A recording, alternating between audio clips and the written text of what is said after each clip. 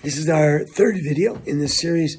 This one, I'm talking about execution of maneuvers, and in particular, efficiency and proficiency in the execution of the maneuvers.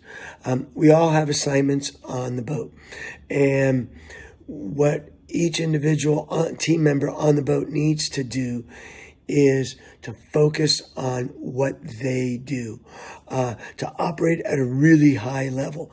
You can't be worried about what other people are doing. It's worth knowing what they're doing so you can anticipate when you see stuff going haywire.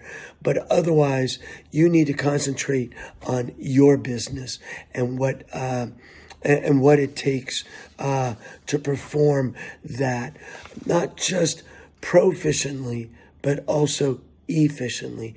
You need to be quick. You need to be, and not waste much, if any, effort. The other thing you need to understand is that 80% of the time, well, let me back up. Most of it we're talking about has to do with muscle memory. I'll get into that in a little bit, but a little bit later. But 80% of the time, you can expect that the maneuver is not going to go according to textbook. And you then need to be able to adapt. Some of that adaptation involves in recognizing beforehand or as early as possible in it what's going on. The driver's turning too fast, turning too slow, so-and-so didn't get this made or that made. You have to, so being able to anticipate and foresee what's going on early on and then make the necessary adjustments. Sometimes it won't always be in your court of what you have to do.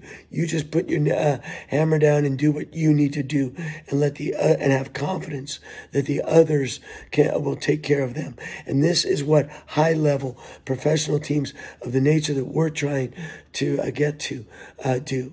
And we're all competent sailors out there. And if I mess up, I'll clean it up. If you mess up, you clean it up.